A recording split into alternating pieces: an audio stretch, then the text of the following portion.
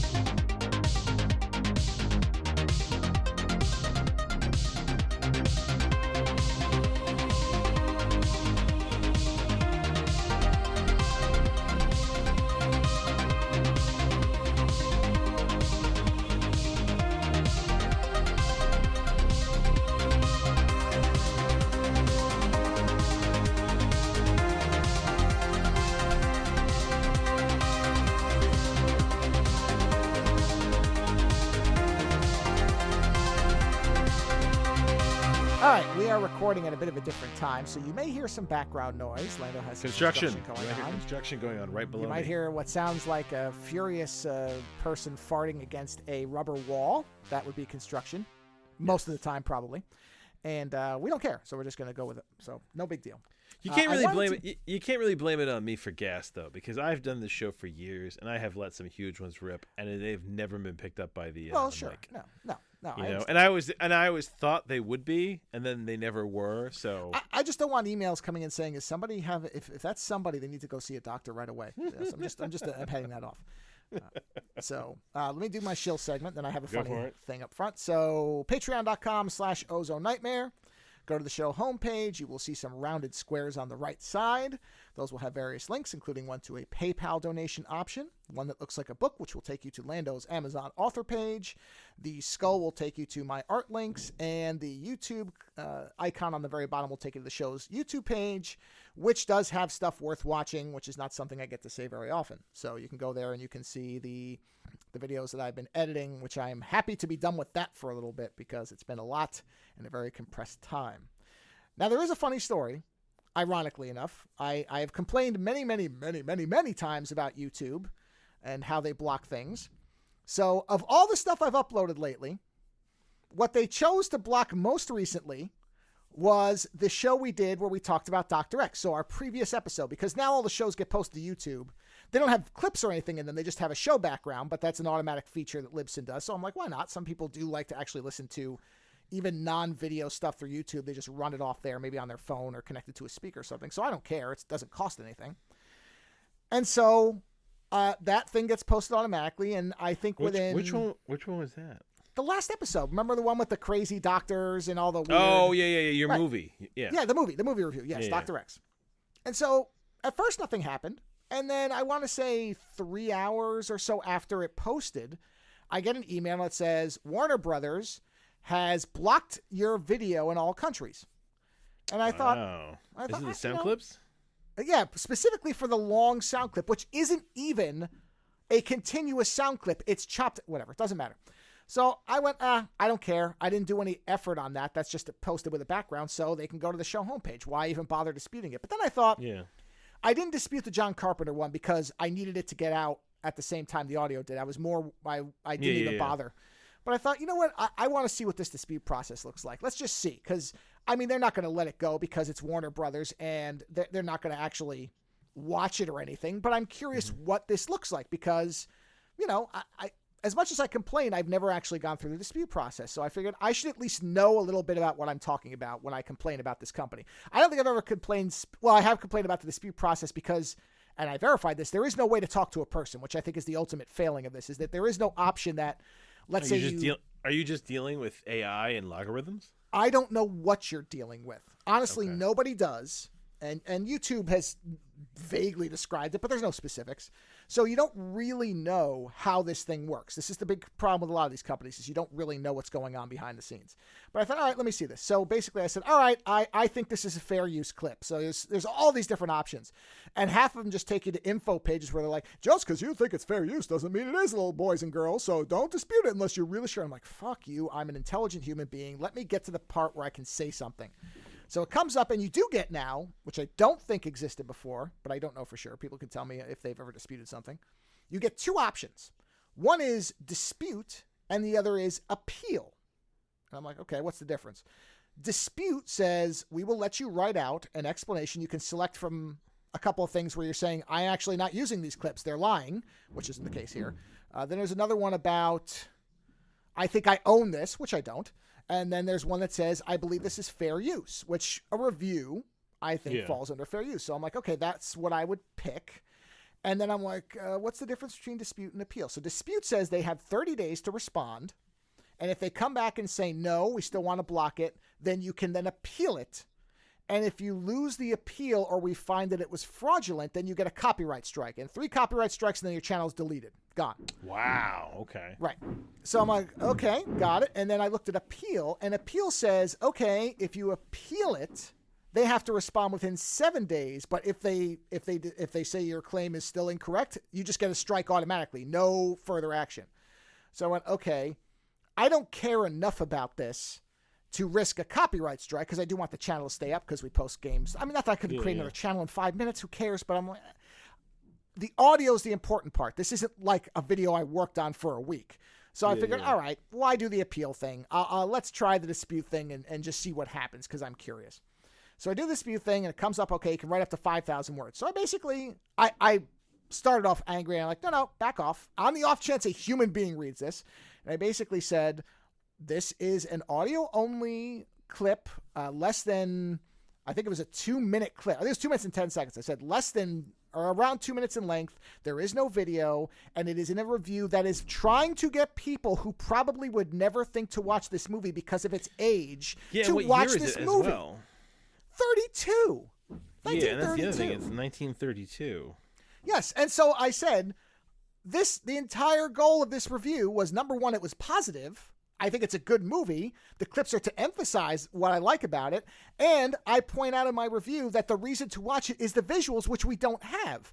I said, what I'm trying to do here is hopefully get some people who may only ever watch YouTube for all their entertainment to branch out a little bit and watch something else that I think is worth seeing. And that's how I phrased it. I'm like, okay, sent. And I figured, okay, a month from now, they're going to come back and they're just going to deny it because a machine's going to look at it. Yeah. And shockingly, they lifted the claim within 30 minutes. That's interesting. So, as much as I complain, I have to also point out when a system actually works properly. And in this case, it worked properly because not only did they lift it, but they lifted it really quick. Now, I don't know if they examine keywords. I don't know what's doing this. It makes me wonder if a person did read this.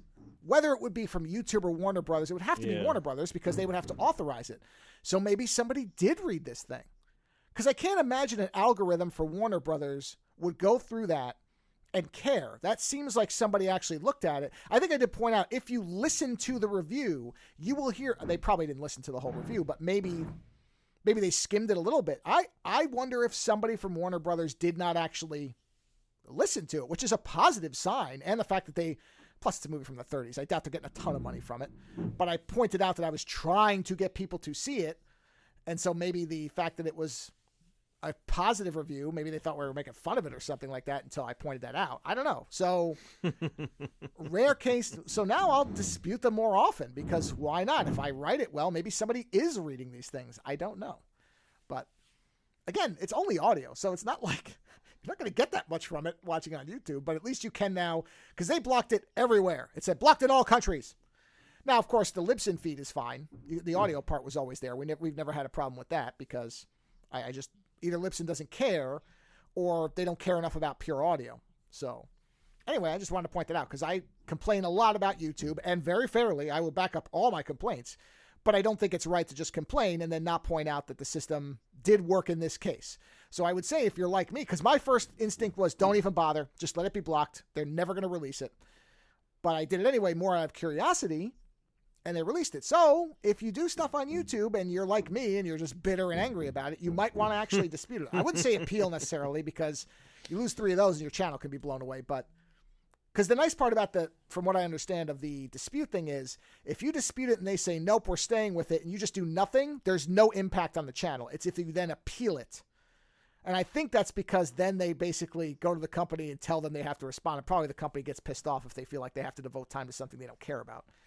Although the the speed of the response to this makes me wonder. So I don't know. Just thought I would. If anybody has any insight into what goes on YouTube, feel free to tell me. I don't know. It's quizzical. It is very quizzical to me because it just Well, the block feels like it was made by an algorithm. It probably listens for a certain duration of certain things and immediately responds. Like, I get that. That you can just do pattern matching very simply. And it's probably a certain duration, because I played 5 or 6 clips, but the only one they blocked was the long one. So my suspicion is that because they crossed the 2-minute mark, that's why they seized on it. So that, I believe, was driven by some kind of automatic checking system, a content ID. But the response being that quick seems like it had to be human-driven, because I don't know that a machine would read that response and then be able to cross-check it in that time. It's just, maybe. I don't know what they're using to do this stuff. Maybe they've got machines that are good enough for that. These machine learning stuff is brilliant and fast when it has the proper data, but it's also trying to parse human intent, which is where it usually falls down. I wonder if, to some degree, you've got a situation where they go after everything that even remotely picks up, and then any challenge on a certain tier, they just let go. Do you know what I mean? Also possible. It's very possible. Because it's legally, right? Legally, to make it financially viable for you, you are going to have tiers of what you go after. Now, you're going to go after everything. If you've got an algorithm or software set up for it, you're going to go after everything you can, right? Because it's yours.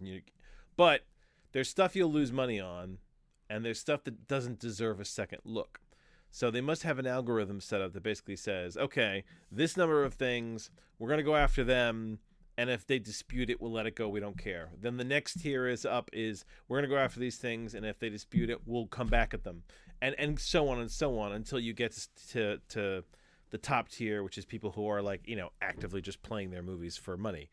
You know what I mean? So I wonder if it's a tiered system and you're just at the bottom of it and you disputed it and they were like, whatever. Maybe. So I just maybe to be clear, maybe they agreed with you as well, but I mean, it's the whole.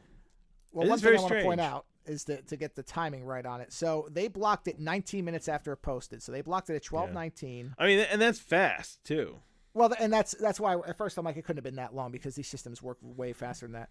And then they released it at 1:42, and I think that was within half an hour of me, because I disputed it pretty quickly. So I wonder if they've got it was back up.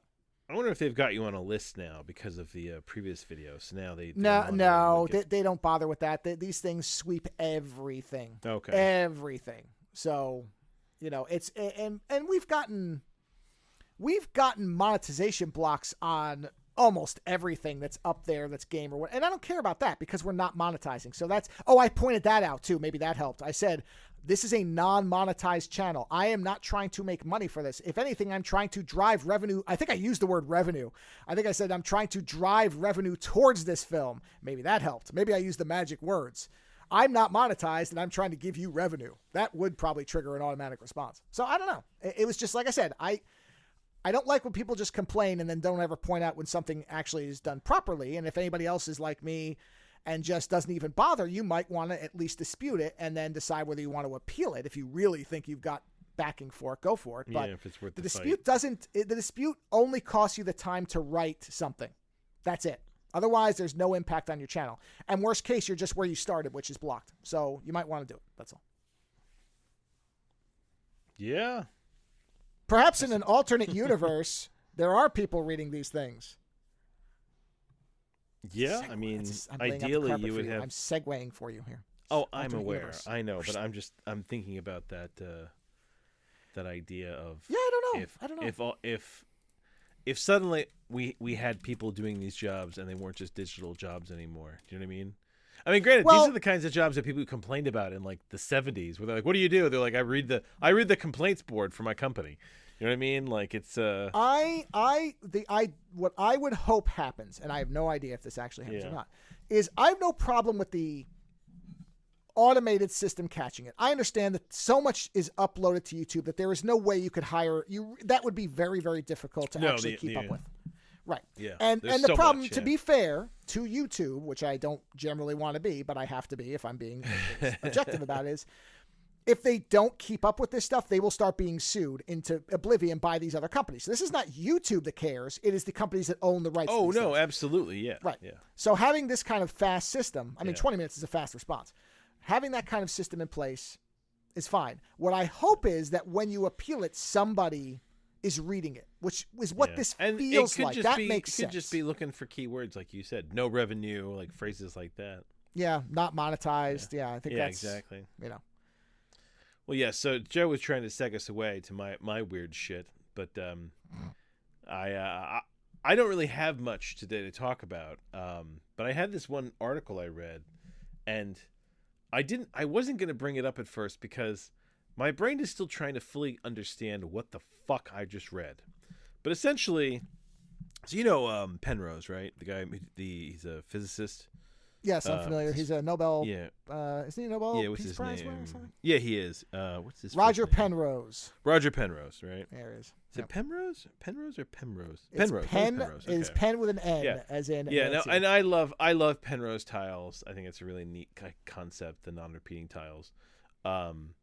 But this article is about a theory he has about I guess the article, the title, the Forbes article, which is actually very good, has kind of a sensationalist title, but it is kind of bizarre for what it is. So essentially, the laws of physics break down a little bit when you get really small, right? Into like into quantum mechanics, right? Now, I enjoy reading about this stuff, but I am in no way an expert of any kind. So I want to talk about it because it's really fascinating, and it harks back to something that I've talked about before with you, but I'm not sure I fully understand what's going on here. So essentially, you have these particles at the quantum level that appear to be in many places at once and to have almost like limitless possibilities, right? Is that quantum entanglement? Yeah, it's quantum entanglement is part of that.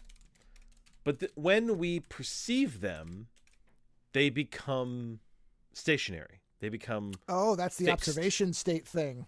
Yes, exactly. That's the Schrodinger's cat. The act of observing changes the properties of the thing exactly. observed. And so, see, I paid attention to some things. So some people's idea is that the particle is not terminating, but it's self-stabilizing, and that it creates the reality, right? Okay. Whereas Penrose has this theory that essentially when we look at one of these particles, which, I mean, you know, these particles are the underlying of everything, right?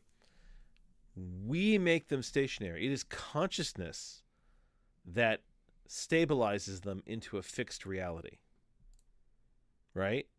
And that our perception of it and our focusing on it basically is the event that causes the particle to become fixed and thus terminates all the possible realities, right?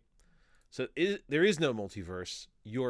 Whenever there is a multiverse up until the moment that you perceive it, at which point the future is fixed, right? Or at least that particular point in time is fixed. Now, I thought this was funny because remember a while back I told you that I sometimes joke that my perception of time is that that some mechanic on some level is constantly trying to find the best version forward through time where you don't die, where you aren't crippled, where you aren't destroyed. Do you know what I mean?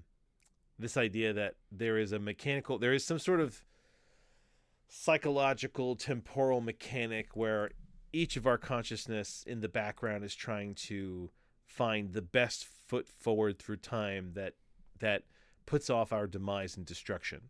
And that to some degree, death is when you get to that point where there is no best foot forward anymore, right? Or you love something enough, or you care about something enough that you are willing to choose your demise because on a subconscious level, the thing that you're dying for is more important than your life. Thus, you're still choosing the best future forward. It's like if you had to die to save your wife. You choose to die, and in that reality that you've chosen, your wife survived, but you don't, but that's more important to you, right? Right.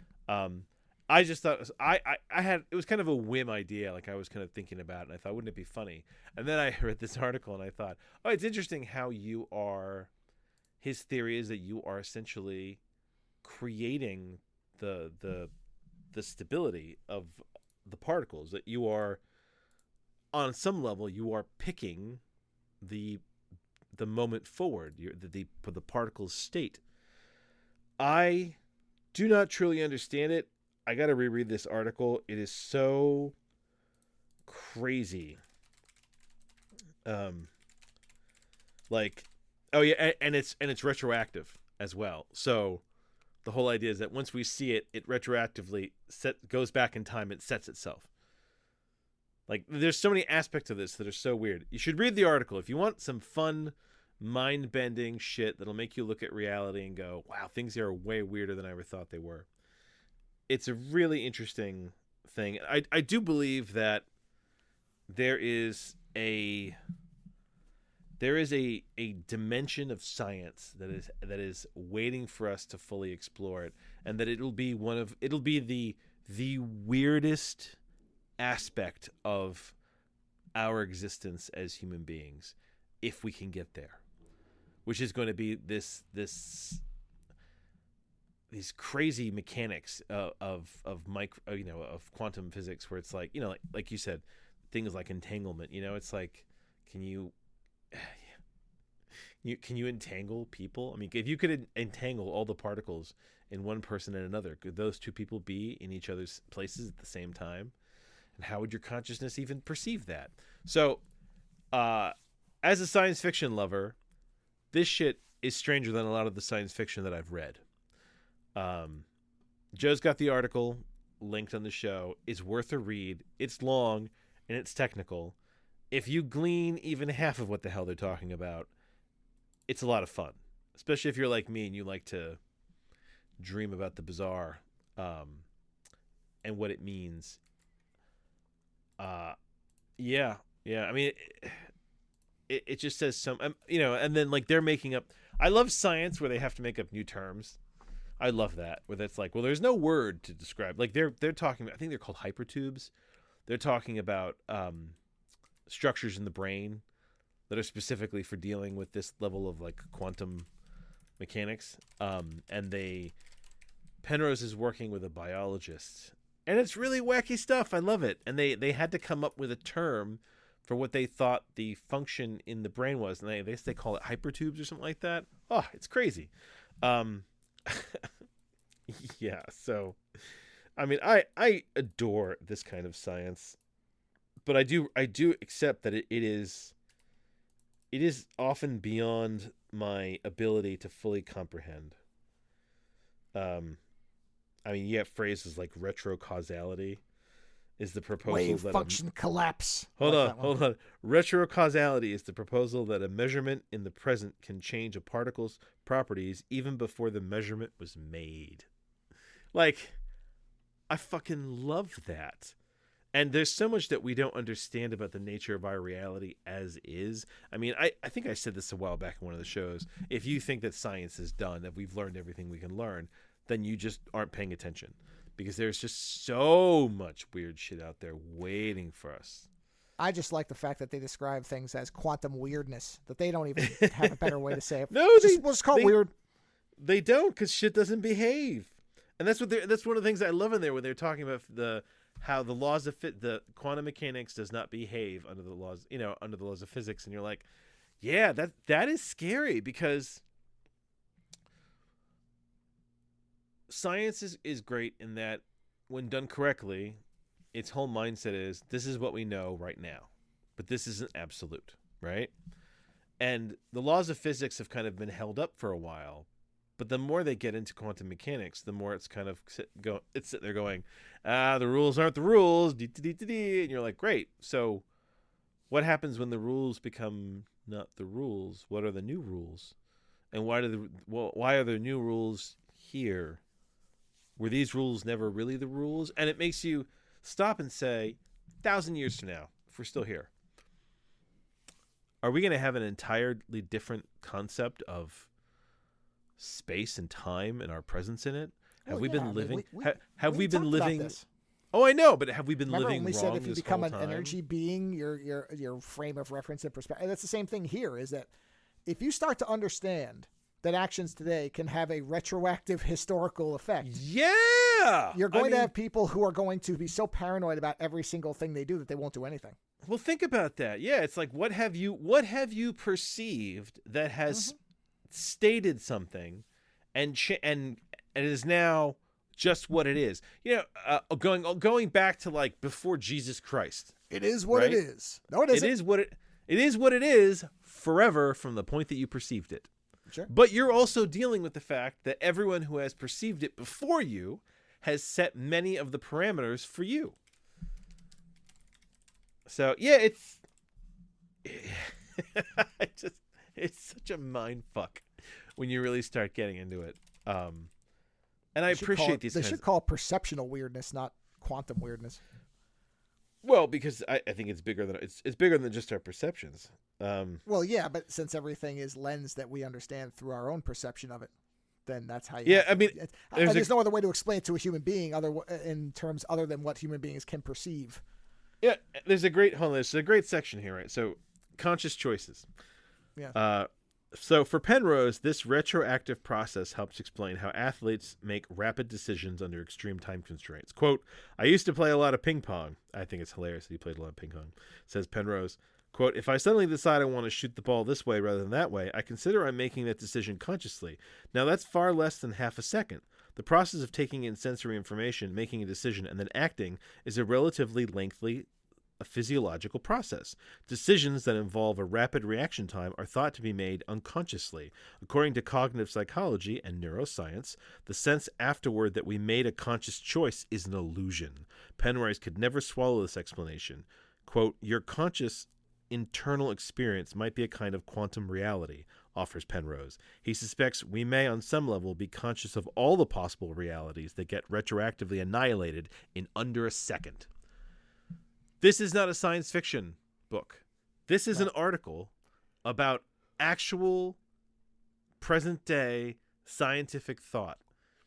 It is so exciting and weird that, yes, I in the end, I felt I had to bring it to the table. Even though I don't fully even understand what's going on here, I'm still immensely turned on by it. And I think everybody, if you've even got a bit of curiosity about the nature of weirdness, you should check it out. And I do think that at some level, I mean, I tie this into other things. I do believe that at some point, when we start to understand some of these really weird, we'll call these quantum weirdness things, it will start to affect every bit of the supernatural that people believe in. Now, don't be wrong. Some supernatural shit, I think, is just people being scared. Or a hormonal chemical process in the body. But imagine if, seeing, people who see like a string of UFOs in the sky, right? Are you really seeing that? Or is that some kind of weird event that, it descends from some science that we just don't truly understand, Sure. Like this is the whole ocean space thing. So when I was a kid, it took me a while to realize that as fascinating as space was, the ocean was just as fascinating because it was such an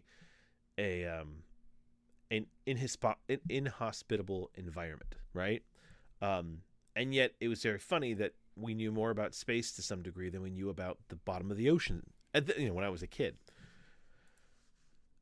One is deeper into our own planet, and the other is the outer. And in many ways, our consciousness is kind of like that. There's everything that we understand that's kind of out. And then there's everything that's deep, deep inside. Like even on the scientific level, there's everything that you can see before you and the big spatial events. And then there's all the quantum mechanics, the smallest of the small, smaller than small could possibly be. And we know so little about that. And so I feel I'm having this moment in my 40s that I had when I was a little kid of saying, the small stuff is just as important as the big stuff. The small stuff might even be more mysterious and fascinating, and on some level affects us even more. Now, I also accept the fact that these are scientific theories, and it is so strange that we could be hilariously classically wrong. I mean, there are plenty of if you go back in time, there's plenty of weird theories about the nature of everything that were then proved to be absolutely nuts. I mean, just the concept of what the moon was, before telescopes. Like every advance in technology gives us a better sense of the universe that we live in, which then pushes us to create better technology because we realize there's so much more that we don't know. And we still don't know the things that we don't know. It's I am humming with the excitement of how weird it is and how infinite it makes reality feel. I'm not religious. I used to think I was an agnostic atheist, but I'm going to call it a soft atheist, because I accept the possibility that something could happen, but I lean towards the fact that there's nothing, right? But reading about stuff like this, it makes me feel like the universe is so weird that it goes beyond any concept you could have of how it is, why it is, what the hell is really going on. You know what I mean? Like, sure. Yeah. So everyone should read this article. I don't know if you'll understand it, but it messes with the nature of reality and just these ideas that just your perception. Like that whole thing. I've told you before, they did a study years ago about how tracking chemical processes in the brain, things become stimulated in your brain before you consciously make a decision. I remember you were really annoyed about this because you didn't like the idea that it almost made it feel like something else was making the decision for you. But that Sure. before you make a conscious decision, parts of your brain are already warming up as if the decision has already been made. And you're sitting there going, yeah, but I'm not making a decision for another, couple milliseconds or whatever. Like, why is this happening before? And this idea that it's retroactive, this idea that on some level the decision echoes back down the timeline. You know what I mean? Like it's fascinating. I mean, what Penrose is essentially saying is that the brain is not fast enough. Is not a fast enough engine to do the things that we require it to do to perceive reality and function the way we do. And if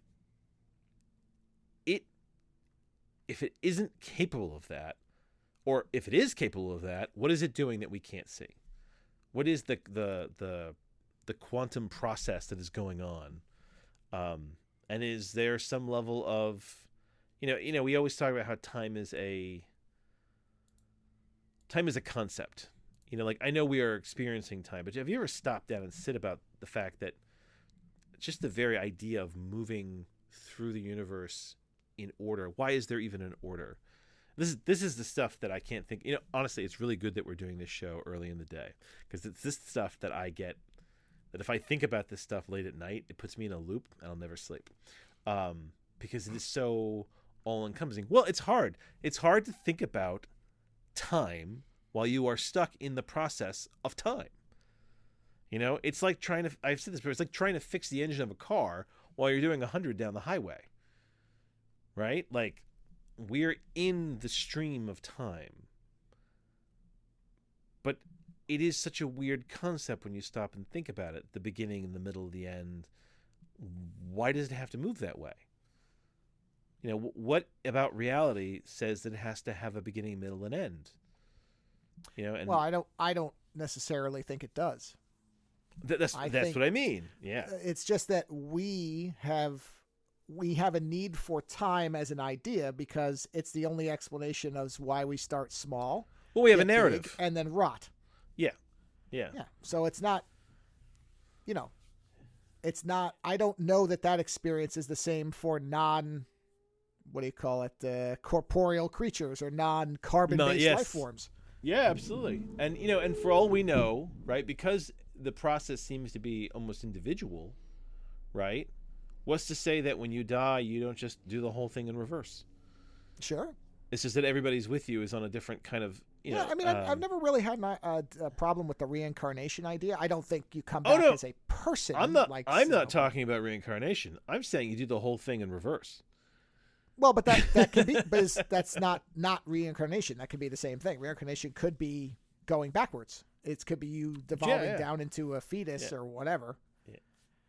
I don't know what that would look exactly. like. No, but that's what's so great about this is that it could be fucking anything. Maybe you're an energy fairy that goes around and sprinkles your intelligence to other beings until you're devoid of it, and then you turn into a fetus again. Or you wake up and you find out the whole thing was a fabulous virtual reality multi game system from the year 2 billion, and that you took off time from being a tech god to live reality, quote unquote. Yeah, why not? Right? Wouldn't that? I mean, we've talked about this as well. So yeah, this article was so us on some level. So you should read it if you get a chance. I think you will enjoy it, and there will be concepts in there that'll make you go, I disagree with that. It'll take me a while to read it. Oh, it took me. I made the mistake of opening this article in bed the other morning, and thinking, "Oh, this looks like some light reading." And then I started reading it, and reading it. And I got about halfway through, and I was like, I have to stop this now because, the parts of my brain, there are parts of my brain that I try to keep quiet. And I try to keep them quiet because once they get going, like I said, these are the parts of my brain that really start to tear at the nature of reality and reasoning and being. And these are the parts that can make me non-functional as a day-to-day human being. And I am a parent, so I need to be available. So I have to keep these bits from getting out of control.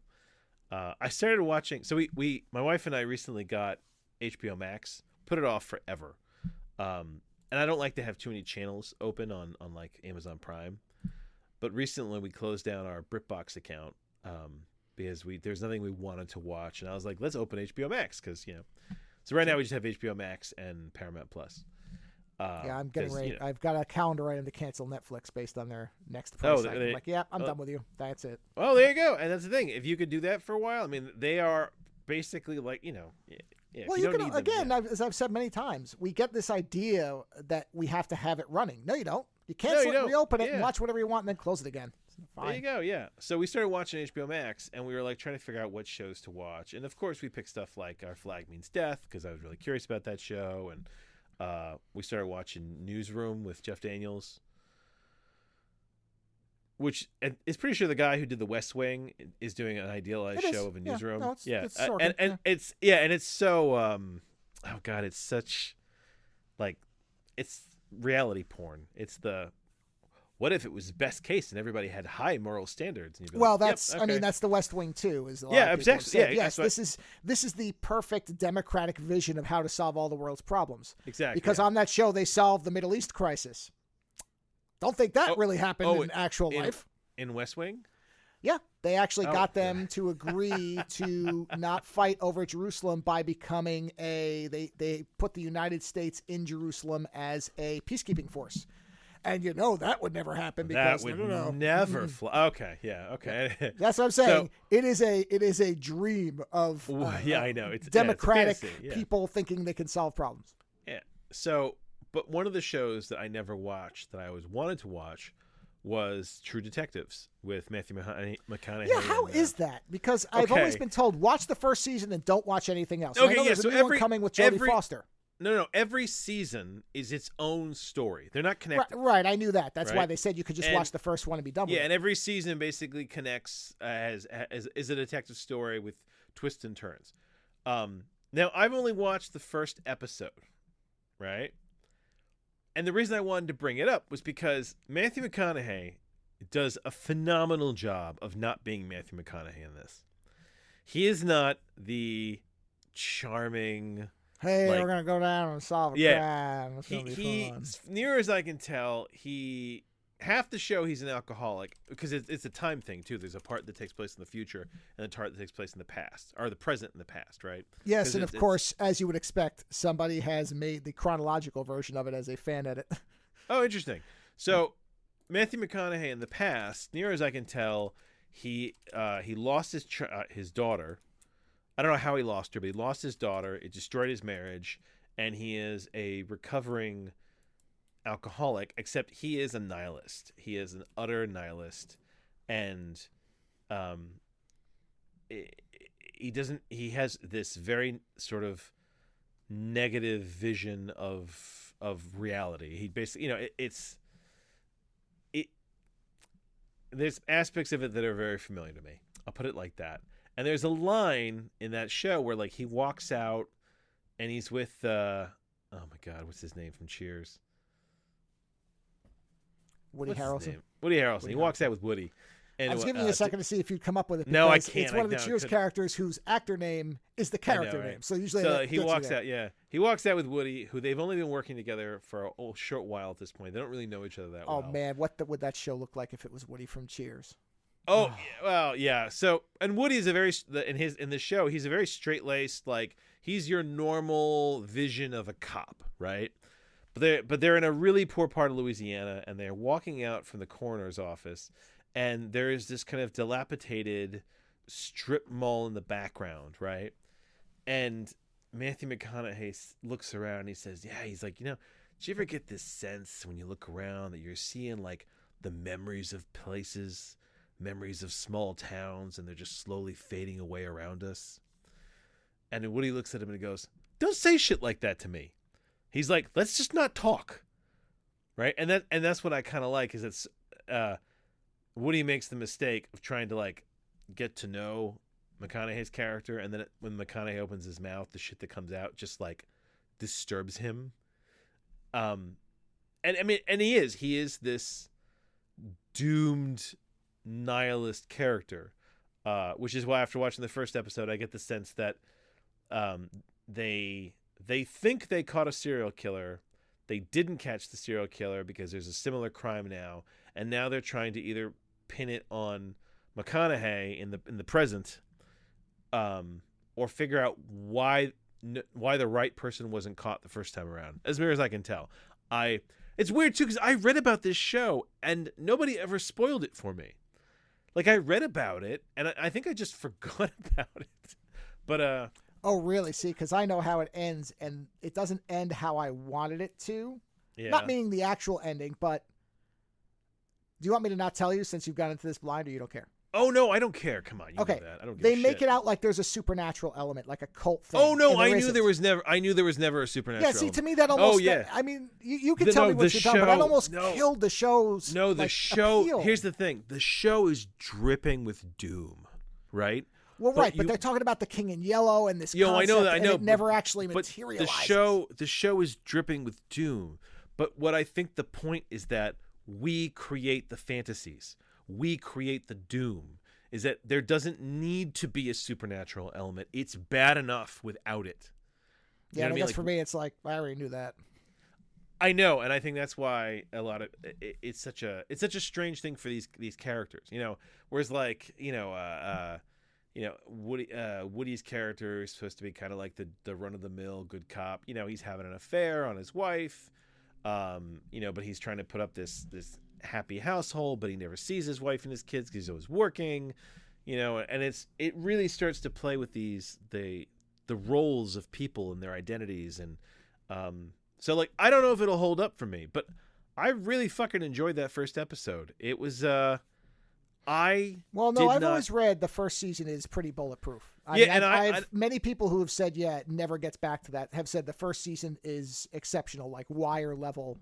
I didn't think that there was a supernatural element to this show going into it. I never read that there wasn't, but even going in, I always knew that there was a psychosexual occult mindset to this, but it's funny you bring that up for a review coming later, but go on. But I do remember when it was on, people thought that there was, because they were doing the King in Yellow stuff, and I just read that fairly close to that, some stories around that concept. So I was like, oh wow, this sounds great. No, but that's the funny thing about People is that it doesn't take much to create this expectation of the mystical and the occult. But then in the reality, you realize, no, it's just people. You don't need Cthulhu because people are bad enough. I get that, but I've realized in the last 5 or 6 years I have a real taste for kind of folk horror, for that cult. No, absolutely. Listen, not. You know what? I said to you that watching Newsroom is like a political fantasy, right? We love fantasy, and the thing is, what I think we love most about fantasy, at least I do, like actual fantasy novels. I love fantasy novels because it always goes back to the fact that by killing one person, you can save a kingdom. Kill the evil wizard, and you can save the kingdom. Kill the evil, simplified solutions to giant problems. It makes it so that it's not an endemic aspect of human existence. You make it so it's something that you can kill off. You can make everything better if you kill the magic killer. You can make everything better if you let Candyman take care of the cops, right? Like, there's all these things, and you realize, no, these are our yearnings. These are our desires. This is what we wish was there. Because if, and this goes back to a thing I always tell my kids, whereas to this day, if my kids have a nightmare or if they get an irrational fear of something, right, and they come to me, I always say, like, scared of something in the dark. I thought I heard a noise, or yada yada. I always say, hey, if monsters exist, right, what does that mean? And they're like, if monsters exist, then Daddy has the magic hammer. And I'm like, right, because I have a big gold magic hammer that they know is from, Beta Ray Bill. That is Beta Ray Bill's hammer, right? They know it's a magical hammer. And when they were little, when they believe in these kind of things, I always told them it was a magic hammer. But as they got older, I said to them, I was like, if monsters exist, then the hammer is magical. And if the hammer is magical, then Daddy will destroy all the monsters because Daddy will have a magic hammer and he's fucking angry. I was like, or there are no monsters and Daddy still has a hammer. So you don't have to worry about whatever it is going bump in the night because one way or the other, Daddy will deal with it. That's my philosophy with these things, right? If there's a monster, magic hammer will hurt. If it's not a monster, a hammer will hurt. And that's, it works for now. But I had no idea that there was ever supposed to be a mystical element. I always figured it was like a ritual, psychological killing, But going back to the nihilism, it's that's one of the things that has stood out to me is the level of nihilism that they have given Matthew McConaughey's character and how. Well, that is the part that still appeals to me. Yeah. Oh man. I mean, it is the stuff that comes out of his mouth. I mean, his character is. You are. I am more worried about what his character is going to do, more than anything else, and not even like, oh, he's going to kill someone. No, like just how he is going to disturb people, and his reactions. And he doesn't. And the thing is, I do feel for the character because he doesn't get along with anybody. Like he is at one point, their captain is asking Woody about McConaughey's character as a detective, and Woody Harrelson's like, well, he's a good detective. He's like, he doesn't get along with anybody, and I wouldn't have him handle a press conference or anything like that. He's like, but he's a good detective. And it's that kind of idea is that, they need him for what he's capable of. And in that respect, it's very Sherlock Holmes, right? I mean, not that he is Sherlock Holmes, but he is very good at being a detective. But everything else about his life is broken and destroyed, and his vision of reality is so pessimistic that, it's he doesn't kill himself because what is the point? Right? There's no hope in his life. And he doesn't think there's going to be any hope if he kills himself. So why bother? And then he's kind of fighting to do something. There's nothing waiting after. Right. What's the point? Yeah. So I'm enjoying it, but yeah, it's that nihilism, that pessimism, that I can have a very nihilistic view or a very pessimistic view of the nature of reality. So, getting back to my article, this kind of science stuff gives me a lot of hope where normally I don't have any, because it shows me how weird the universe can really be, and that there may be a lot more to it than just this kind of basic meat level that we feel between our fingertips. You know what I mean? This idea that your reality, your brain is retroactively establishing reality across time, and that we're all doing it, and it goes back to that whole groupthink idea where people change when they're in massive groups. Yeah, because I think that many people perceiving of a thing can maybe change the nature of reality itself. Maybe a rally does more than we think it does. Maybe if you get enough people to believe in a thing, you can make that thing real, whether you realize it or not on some level. So, in a good way and a bad way, I mean, yeah. So that's all I got, which is hilarious because I thought that I didn't have anything to talk about, and then now we're at the 50-minute mark. Yes. Sorry about that. Oh, I don't care. So what do you have for me, Mr. Wizard? So, as you mentioned, psychosexual. Criterion Channel comes through once again. I was looking through their. I'm trying to remember which collection this is part of. I'm pulling it up now. I should have done this right before I started talking because I don't plan well. But let me see. This is part of their collections. What is their collection this time? I don't remember which one this is part of. Oh, come on. Can I not even just see the damn... This is one thing I don't like about Criterion is a lot of things... Okay, no, I was going to say, are you going to have to make me log in just to see it? I believe this is part of 90s horror... Yeah, no, wrong. I was incorrect. Hold on, there's a lot of horror stuff. Art house horror? Is it art? It must be. Yes, it is part of the Art House Horror collection. It's a movie, and I was looking through these, and a lot of these, I've probably seen half of these.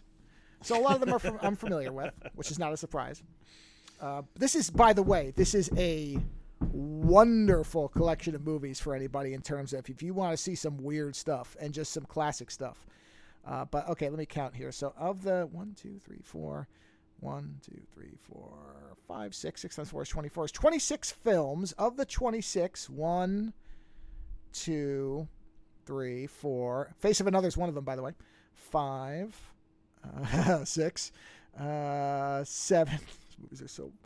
8, 9, 10, 11, now 12 with that one. 13, 14, 15, 16, 17. So 17 of the 26 I've seen. So I have not seen 9 of them. So I've seen a lot of these. But one of the ones that I hadn't seen is a film from 1978 called The Shout. And I basically the way I look at these is, number one, I look at whatever the thumbnail image is. And in this particular, it's just a guy screaming at the sky, which is okay. That might be nothing. It might be something. It was. Does this movie have John Hurt and Tim Curry? Yes. Yeah. No way. Well, whoa. All right. Dial back the Tim Curry expectations. He's barely in it. His part is important, but it's basically a bookend part, beginning end. Okay. He's not. Yeah. So, but John Hurt is really in it. So really, there's 3 primary people. Alan Bates. You've got some good actors in this. Oh no. There are great actors in this. Let's make sure we clarify. I'm just saying that Tim Curry, while extraordinarily skinny and young, is only at the very beginning and the very end. So don't expect to see a lot of him. I actually Whoa. Yeah.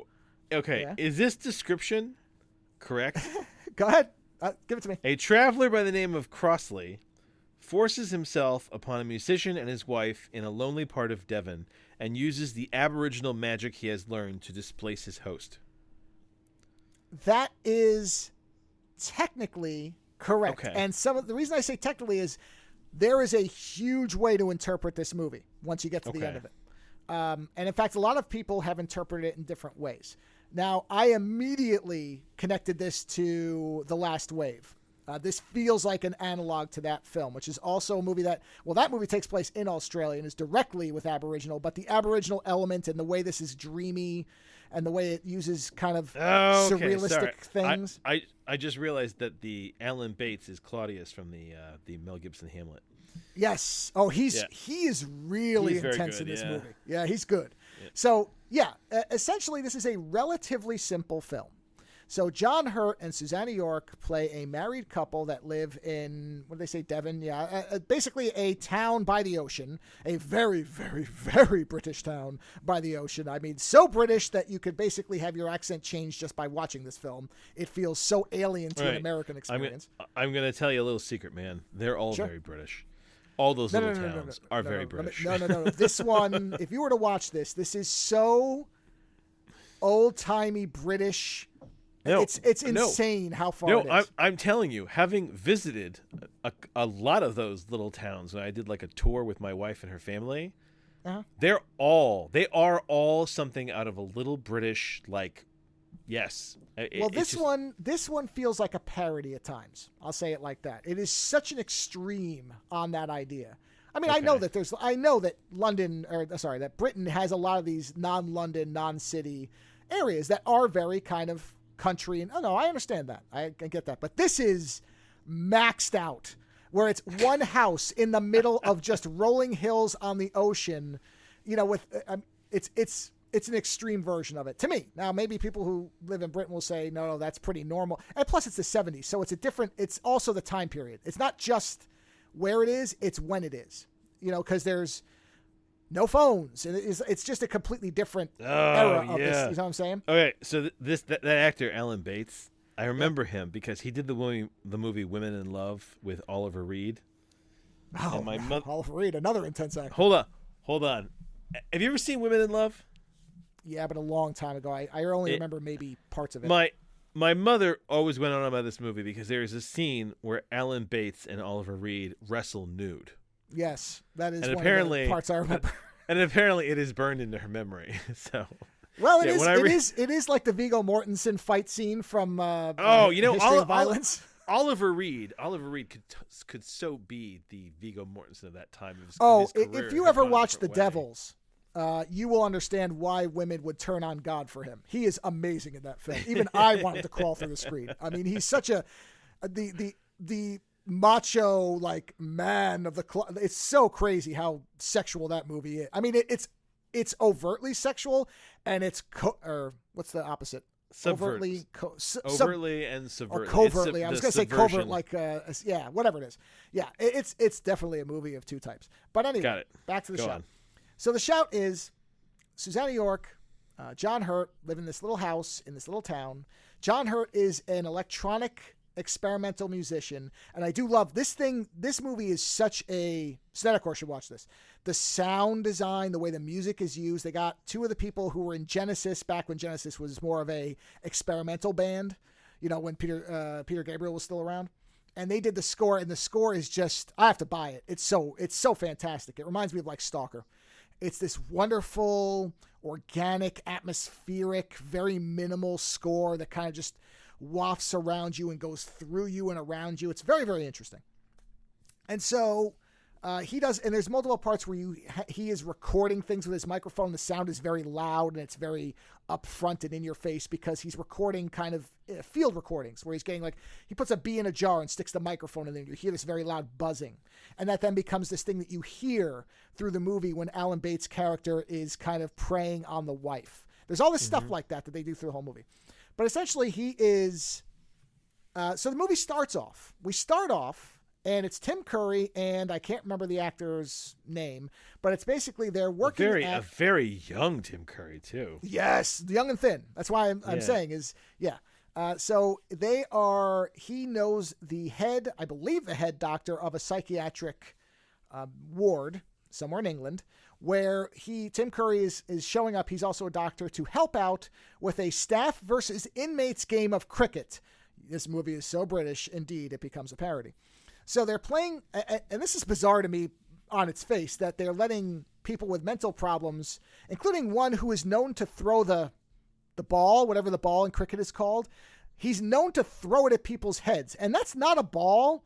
Like, baseballs can kill you if you get thrown at your head. That thing is like solid, I assume wood or some kind of material. You could easily kill somebody by throwing it at them. And they're letting this person pitch, which is, and they're not wearing helmets, by the way. In cricket, I don't know about today, but in the 70s, no helmets. They had like floppy hats. That's it.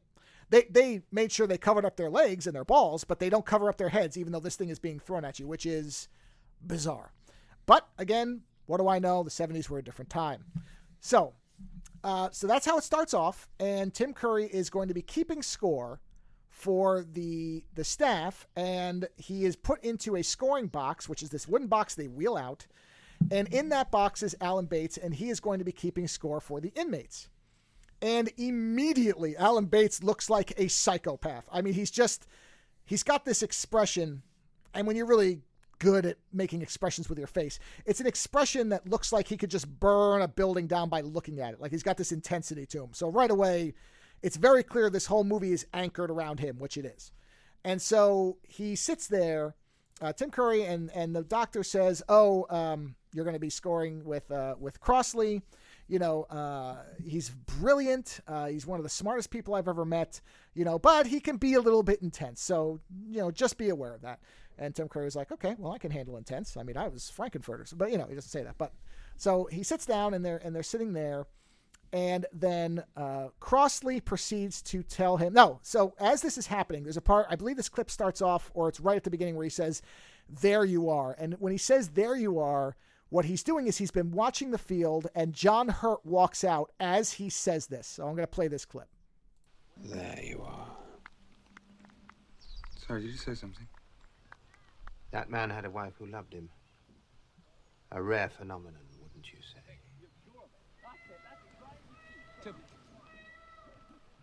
Dad. Well, what happened to her?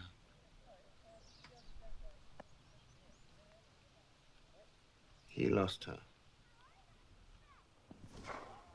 I could tell you the rest of the story if you like. Do you think you can listen and score at the same time? I'm sure I can. We could make things easier for ourselves.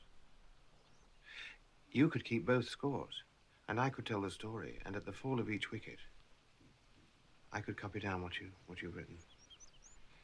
Very well organized, Mr. Crossley. Every word of what I'm going to tell you is true. Only I'm telling it in a different way. It's always the same story. It's always the same story, but I change the sequence of events, and I vary the climax a little, because I like to keep it alive. You see, I like to keep it alive. So immediately this sets up that we can't rely on anything this character is telling us. Yeah, that's the unreliable narrator. Yeah. Right off the bat. So that's the immediate setup, and then we shift backwards in time. And I forgot, the very, very beginning of the film is this thing where you see this, what we find out later is supposed to be an Aboriginal individual, an Australian Aboriginal person, wandering around the sand dunes wearing nothing but a loincloth and a long captain's like tailor coat with the tails on it, like something from a naval battle, you know, where they have those long coats, like they're up on the top of the ship. Oh, hark, go forth, whatever. Right. So we see that. And then we get to this thing where they're scoring the thing. And then when he says, I'm going to tell you a story, we shift to somewhere else, to this little town where John Hurt and Susanna York live there. He's, again, a musician, and they're married. And we see him, John Hurt is he's working in his studio, and Susanna York comes in and says, oh, you're going to be late. You have to get to the church. You're going to be late. And he says, oh, I forgot.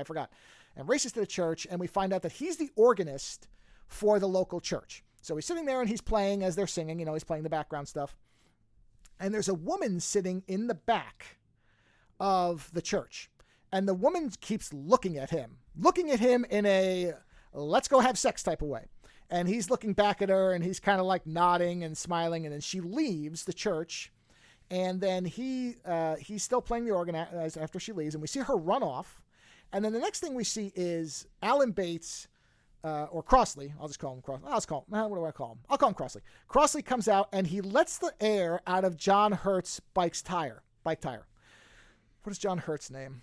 If I'm going to call one by the actor name, I should call the other one. It's either Bates and Hurt. I'm just going to use the name because I don't remember their names. Because honestly, the names don't even matter. All you have to know is Bates York, Hurt, and Bates. So Bates lets the air out of Hurt's tire.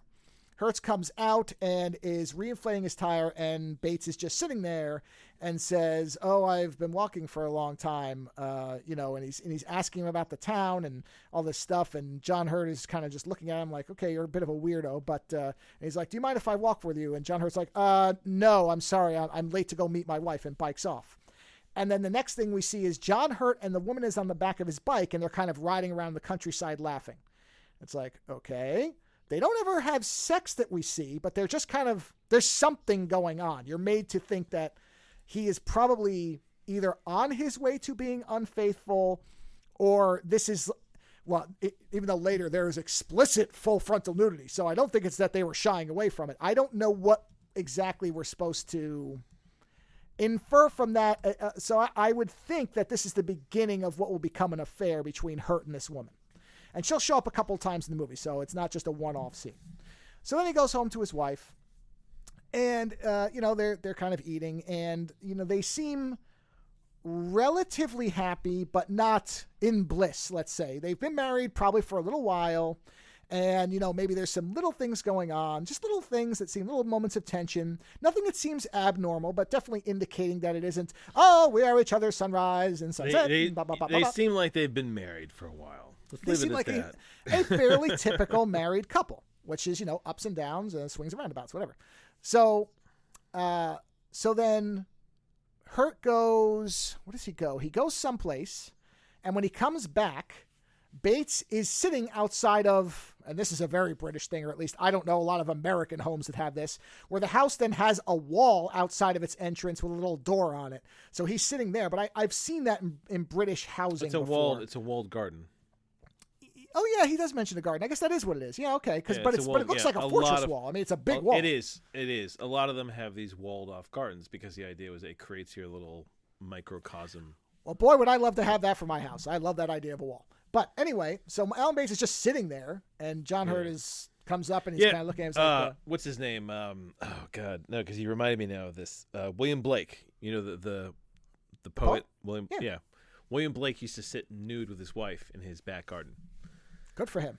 And he was known because at one point soldiers peeked in, saw his wife naked, started making commentary, and William Blake went out and punched one of them butt naked. Good for him. Awesome. There's a so fun that's where story about William Blake. Yeah, go on. So Bates is sitting there, and Hurt's looking at him. He says, "Are you all right?" And because Bates looks like he's passed out almost, and Bates says, "Oh, I've been on a walking journey for 2 days, and I really haven't eaten." And Hurt's like, "Oh, well, that's a shame." And Bates says, "Do you mind if I invite myself in for lunch? Here's something that would never happen if I'm on that fucking bike. Let's put it that way." And Hurt is like, "Well, I guess so." I'd be like, "Get the fuck out of here." But I guess maybe this is a 70s British thing or a 70s thing in general where some stranger can invite themselves in for lunch and you're okay with it. Or maybe he's so afraid of having an altercation that he just lets it happen. That's not how it seemed. It just seemed, maybe it's supposed to be that Hurt as the experimental weird artist is a free spirit and just like goes with the flow. I don't know. Whatever. They don't make a big thing of it because honestly, he could have just gone in, shut the door, and Bates wouldn't have been able to do anything because it wasn't like he was standing up. He was sitting on the ground, almost like lethargic. But anyway, he comes in, and this is again where we get a little type of thing where he comes in and he tells his wife, he's like, we're going to have a guest for lunch. And she says, "When did you invite him?" And he says, he kind of invited himself. And she looks a little bit annoyed. And then Bates comes in and he says, "I hope I'm not imposing." And the wife says, "No, my husband is just one of those people who just expects people to be able to be served, even if you don't plan for it." And I'm like, okay, yeah, they're seeding the little kind of, little tiny needles back and forth, whatever. So they're sitting there and they're eating whatever it is they eat for lunch. And we get some really fascinating stuff from Bates where he tells basically 2 parts of a story. So here's the first part. Please. Must be hungrier than that if you haven't eaten for 2 days. You must be starving. I've been without food for much longer than 2 days. Recently? No, not recently. But why? I was traveling in the Australian outback. Food there was often in short supply. How long were you living out there? 18 years, and in all that time, I never saw a white man. 18 years? Well, did you have an Aboriginal wife? Yes, I did. Children? No. No children. None that survived, anyway. Under their law, either parent has the right to kill their offspring within a few weeks of birth. Always, I chose to exercise that right. I killed them because I knew that one day I would leave, and I knew that when I left, I would want to leave nothing behind.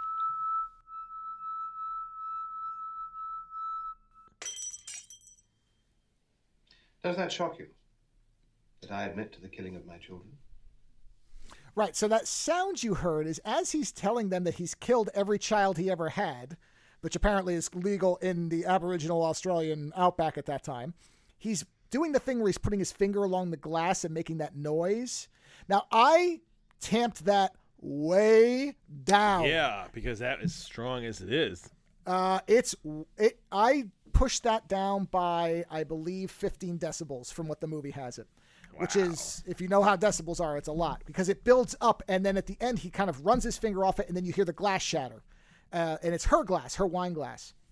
And when he does that, and he says the thing about the children, he says, does that shock you? Then there's this long kind of moment where John Hurt says something, he says something about, well, we've never been able to have children. And the wife gets very upset and leaves, and they're kind of sitting there. And Bates, and I'm jumping over all this because really you don't hear anything. You just see these kind of very specific stares, and like the wife leaves the room and is upset. And then Bates says this. Killing of one's children is the only natural death in Aboriginal society. They believe that every other death is the result of either violence or some malevolent sorcery.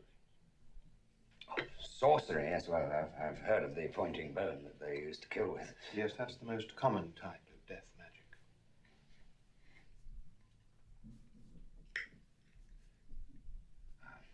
Is it effective? I've seen a man die within 3 days of learning that the bone has been pointing at him. And who pointed the bone? A magician he had wronged. Such a man could creep up behind you as you lay asleep, dip his hands into the small of your back, remove your kidneys, peel off the fat that surrounds them, and replace them without a scar. Death would be sure to follow in 2 or 3 days. Interesting idea. Once there was no rain for a whole year. Chief magician had been sent for.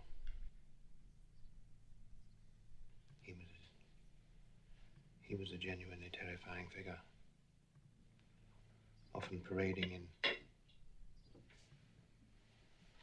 in an old 18th century naval type officer's tailcoat.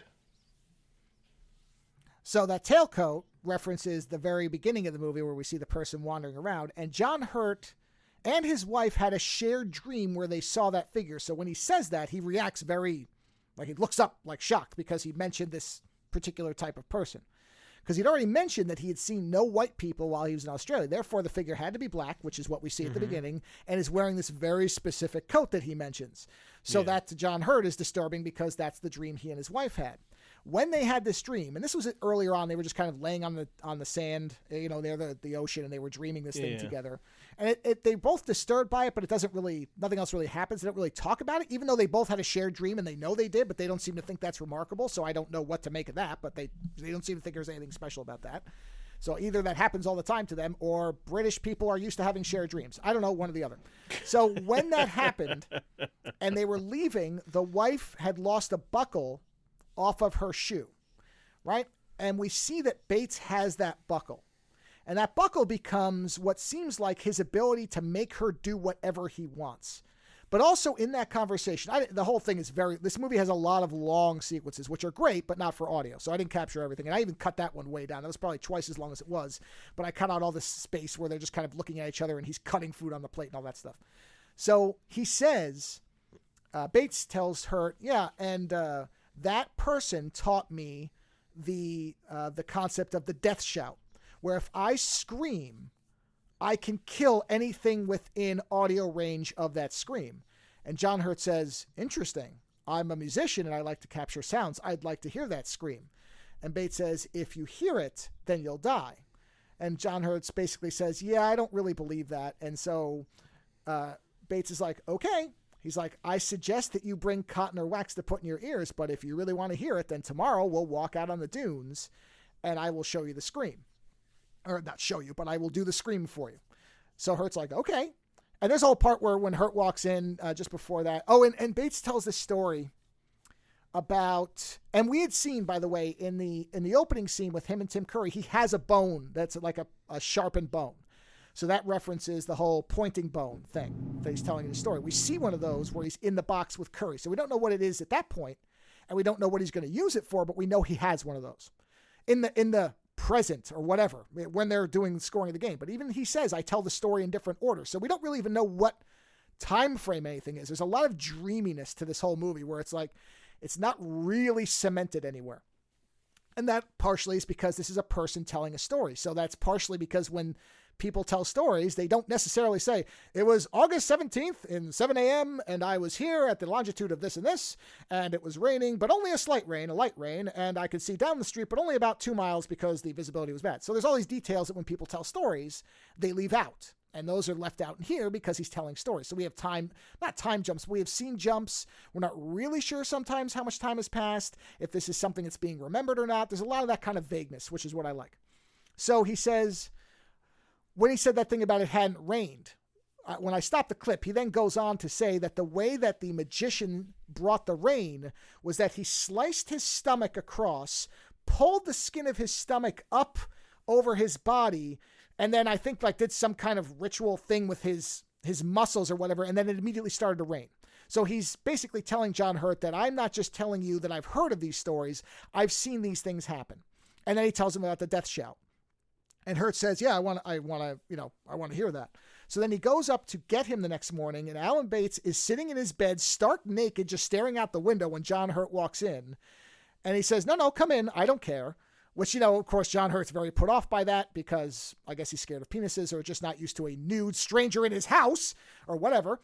And so he comes in, and as he's talking to him, at one point he stands up, and we see that he has a scar going across his stomach, which the camera very clearly shows us, and John Hurt notices, which then lines up with the story about the magician, right? So that's clearly a story that he told, and he's got this scar. So what does that mean? We don't know yet. So then they go out in the dunes, and they're walking along, and Alan Bates is having no problem taking a very long walk up all this different terrain. John Hurt's almost falling over, and at one point he's like, I have to stop and rest, and Bates is just like, whatever, and keeps walking. And so he catches up to him, and he says, okay, now I'm going to scream. I suggest you cover your ears. Now, what he didn't notice was that even though John Hurt kept insisting that he didn't believe in the death shout, that he thought this was all superstition, all magic, he did in fact bring wax with him, and he had put it into his ears while Bates' back was turned to him. So Bates turns around. Okay, go on. Screams, right? Yeah. And we see a local shepherd and a bunch of sheep fall over dead. John Hurt is affected but does not die. He falls down, and he's got this almost like he's got a piercing headache and falls down. Okay? So then Bates finishes screaming and starts walking off as if nothing happened and walks by the shepherd and the dead sheep, and John Hurt is kind of stumbling after him. Now, importantly, I think, for later in the film, John Hurt doesn't see the sheep or the shepherd. They're behind the wall of a dune. So we see them. And I don't think Bates even looks at them, but they basically fall, they're if you don't go over the hill and look down, you wouldn't see them. So John Hurt walks by them. We see him on the other side of the hill, and we see the bodies, but nobody sees them. John Hurt, most importantly, does not see those bodies, so does not know that this person is dead. So then they go back to the house, and John Hurt is screwed up from the scream or whatever, And he goes up and lays in bed, and Alan Bates is downstairs with the wife. And now we start getting this thing where Bates is basically, starts saying lots of very veiled things like, I thought I might help you in the garden. And the wife says, with what? And he's like, well, with anything that you need any help with, any tasks that are beyond your ability to solve. Like, hey, do you want to get down or what? Like, it's very, very clear what's going on here. So they're outside, and they're sitting there, and they're just looking at each other with what, is very, very loaded stares of how fast can we get undressed and just start fucking in the garden type of stuff. And John Hurt looks out and sees him and comes downstairs. And earlier, when Bates first showed up, the wife said, when is he leaving? And I don't like him. That was the first thing she says is, I don't like him. Or, when is he leaving? I don't care for him. At this point now, she's happy to be around with him. And Hurt notices that Bates is like very suggestively fingering the buckle in his hand, but not where she can see it, only where he can see it. And so she says, could you maybe run into town and get my shoe fixed because the buckle broke? And Hurt's like, sure, and kind of pulls her aside, and he says, he's got your buckle, right? And she's like, so what? Maybe he likes it. Maybe he wants to keep it. And Hurt's like, right? And that so phrase, Hurt's like, that is so telling. That little, okay. Little stuff like that. There's all this little stuff where clearly now she doesn't not only does she not like him, she's digging him. So buckle, she's basically, and like Hurt says something about, I don't know if I'm going to go far enough into town to get the shoe fixed. And she says, well, just do it for me. And she shoves him and knocks him down. Like, get the fuck out of here. And so, like it's like, okay, somebody's down to clown and you need to get fucking lost. So he runs and he starts running because he clearly kind of knows what's going on. So you see him running, and then we get this whole scene where in John Hurt's music studio, there's all these weird images like Francis Bacon stuff. And there's a particular black and white image of this. It's a famous image. I can't remember the name of it. It's like girl crawling backwards or something. And it's black and white. It's this very disturbing image of a woman like bent backwards, crawling almost Exorcist style. And at one point, Susanna York kind of imitates that when she strips completely nude and is just like prancing around the room waiting for Bates. And then he walks in only wearing his coat, and like they just start going at it with each other as Hurt is in town. And then he comes back. Oh, but when he's in town, there was this moment where when he was on the sand dunes, he kind of he blacked out. He came back to, and he was holding a stone. And as he was holding the stone, he was talking as the town cobbler about how to mend a shoe. And then when he dropped the stone, it kind of went away from him. So when he's in the store, the cobbler's telling him about this weird dream he had where it felt like somebody was gripping him by the kidneys. And the stone that John Hurt was holding was kidney shaped. And he says, and it was as if we were in each other's minds, that we were seeing each other, and then it just suddenly stopped. And we see a flashback to Hurt dropping the rock, and then the guy falls out of his bed. So there's some kind of psychic thing with rocks in the sand dunes now. And then right as he says that, the door opens and a woman comes out, and it's the woman from the church, and she's the cobbler's wife. And John Hurt's like, I got to get home now, and splits with the shoe. So he goes back, walks in the house, right? What's funny is that there's a weird morality here, isn't there? Like, oh boy, is there? Yeah, because there like really on is. one hand, this makes me think of that. I was talking about the whole True Detective thing, where I was talking about how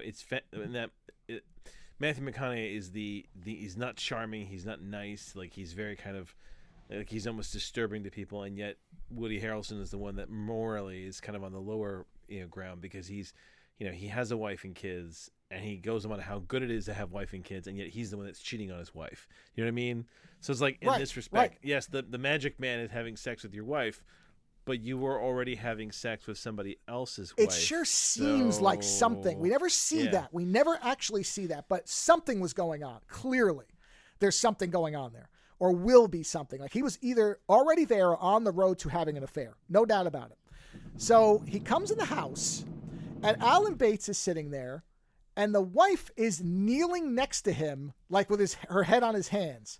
And Hertz comes in, and somehow that alone doesn't tip him off that something's wrong. But Bates is like, he says, you know what? We're going to finish eating here, and then we're going to go up and get into bed. So maybe you should get lost. And John Hurt's like, what? And he's like, you heard me. Get the fuck out of here or I will kill you. And John Hurt, like it's this, and I'm skipping over lots of stuff because this movie has lots of just long scenes of weird stuff. Not weird, but like very intense, just looking at each other, that type of stuff, that, that type of thing happening. And so, he says, he's like talking to his wife, and the wife, he says to the wife, he's like, what is he talking about? And she goes, you heard him. And that's all she says to him. Right? So John Hurt runs out of the house, right? And then we see him running to the sand dunes, and he says to himself, if the cobbler was there, then Bates has to be there, meaning that there's a rock that's him. So we see him on the sand, and he's looking through all this sand and through the rocks, and he keeps picking ones up. He's like, and I don't know how he knows which one is which. I really have no idea how we were supposed to discern it. But he's just trying to feel it. He's divining it, sure. So he's finding all these rocks, Meanwhile, the wife and Bates are in bed, right? And they're just having a wild old fuck time. And then he finds the Bates rock. And when he does that, Bates immediately just kind of like reacts, like he snaps up. And he says, somebody's trying to kill me. And you hear their dog barking from outside, but the bark is weird. Like you don't know there's something wrong with it. Not meaning wrong as in the dog's in pain, but the bark doesn't sound right for some reason. And so then Bates just flips out and he says, get out there. He's like, get out there and stop them. Whoever's trying to kill me, tell them if they come near me, I'll kill them. I'll shout at them. But he's lost, in the whole movie, he's been completely composed and in control. But now that Hurt has his spirit rock, he has lost all control. Like he's now terrified. So he's kicking the wife. She's naked in the sheets. Like, get the fuck out there and tell them to stop or I'll kill them. Like he's just going crazy. And then Hurt takes off his shoes. He puts the rock on one shoe and he starts wailing on the rock. And Bates starts like having seizures and falling over and screaming in pain. And he falls down the stairs. And so then the wife goes outside. She goes outside the little garden wall. And we hear the bark, and then it becomes a police officer, as if the police officer was imitating a dog's bark perfectly. I don't know what to make of that, because the dog's nowhere to be found. The dog is around, but that wasn't the dog. And so there's two police officers. Maybe the dog barking was a metaphor. Well, we're going to get to that. Oh, by the way, throughout the movie, we have interspersed images of that cricket match. So we occasionally cut back and forth as he's telling the story, but most of it is the flashbacks. Those are really quick little scenes, but they may be important when I get to the end. So the one officer then goes into the walled garden, and we get this sequence, which I'll play. Charles Crossley, I have a warrant for your arrest for the murder of your children. No bloody fools! I'll shoot you dead!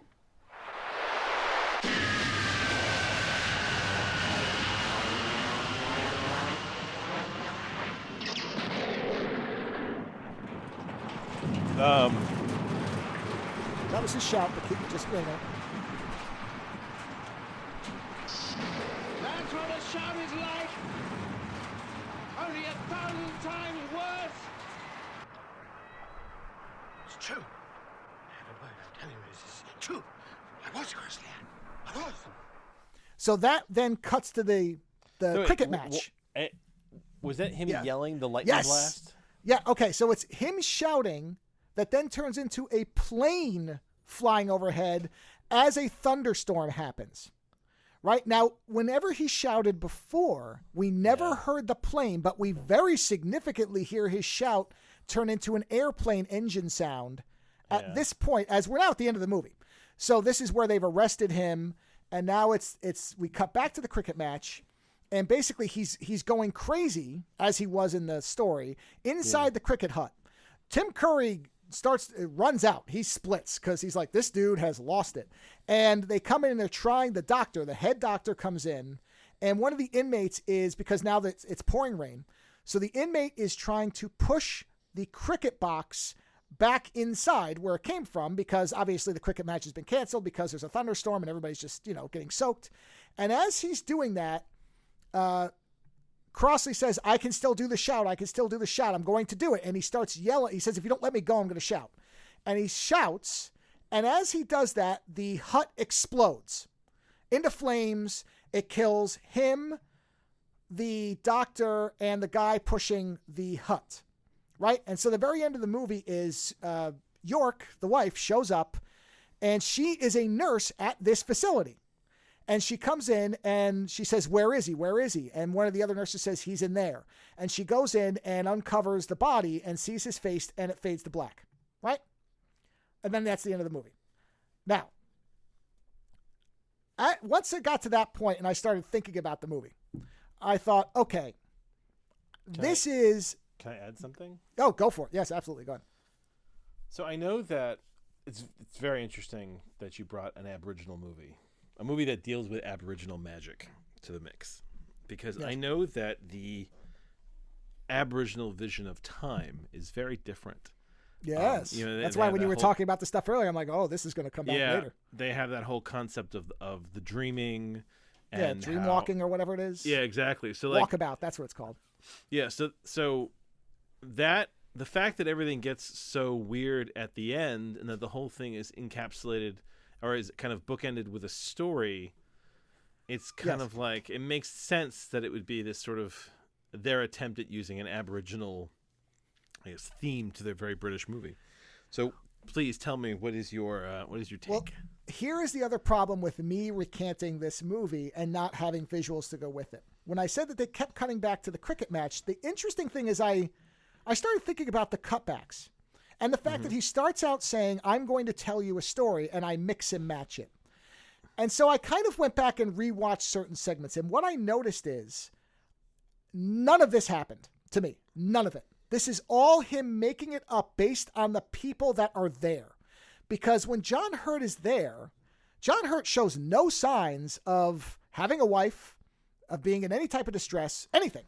Because this is supposedly, I mean, it's not, John Hurt doesn't look vastly younger or older, where you would imagine a lot of time has passed. Alan Bates looks virtually identical to when he's telling the story. So it doesn't seem like a lot of time has passed, or he has managed not to shave in exactly the same way, which is fascinating.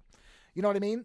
And when John Hurt is waiting to bat for his cricket thing, there's an inmate woman who keeps looking at him in ways that look very much like the church woman was looking at him.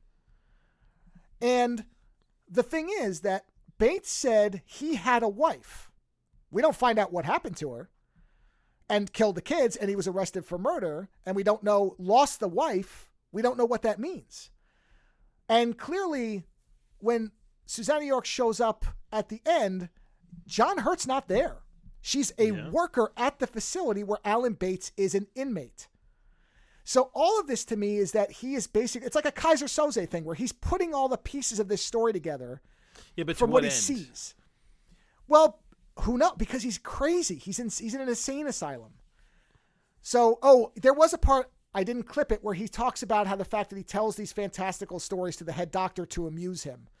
But they're like, so maybe that was the clue. I should have clipped that because that might explain it then. That might be why he does it. He just tells tall tales. But the other thing is when he shouts and the place bursts into flames, when I looked at it again, it looked like a lightning strike. And so the idea that he shouts and it's a plane, he says, oh, it sounds just like that, but much louder. And then that also factors into when the sheep and the shepherd died. At one point, the vicar or the priest of the church shows up and asks John Hurt to play at his funeral. And he says, oh, Harry died. And he's like, yeah, they found him on the dunes. No mention of the sheep, just that the shepherd died. So again, all these things feel like, did he know somebody died locally and he just read that the guy died and made up the sheep? All of it feels like it's fabricated to me. This is all a person who we know is an unreliable, unstable individual making up a story to, for what end, we don't know. Does an insane person need a normal reason to tell a tall tale? I don't know. But I love the movie. I thought it was great. And especially because I was thinking about it. I'm like, yeah, this all the things he's saying all have analogs to this cricket match. And why else to keep cutting back to this cricket match and showing certain things that look like they are, if not necessarily direct references or direct imitations, but things that fit into his story as it goes along. Oh, and the fact that he has the pointing stick, and suddenly conveniently in his story, there's a pointing stick.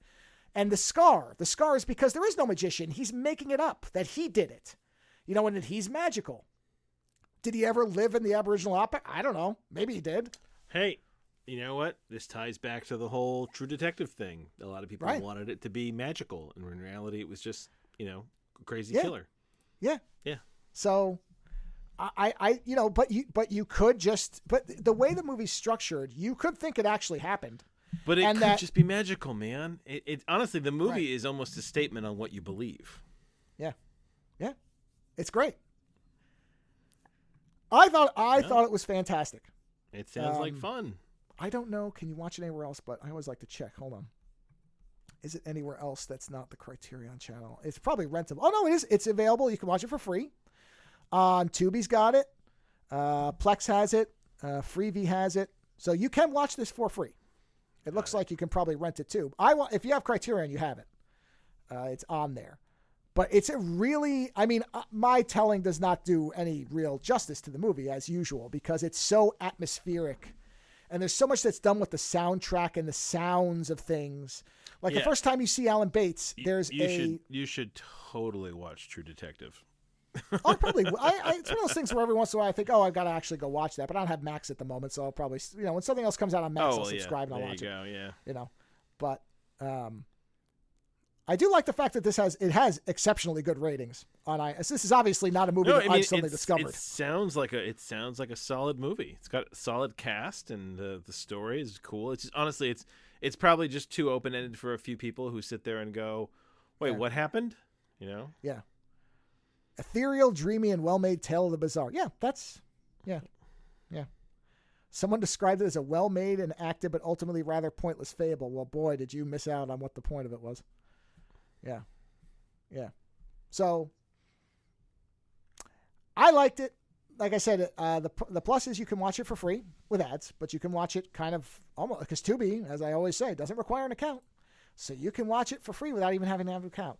But it is a very, very British, very atmospheric, weird little movie that's about basically three people in a little town, or maybe it's not. It is or it isn't.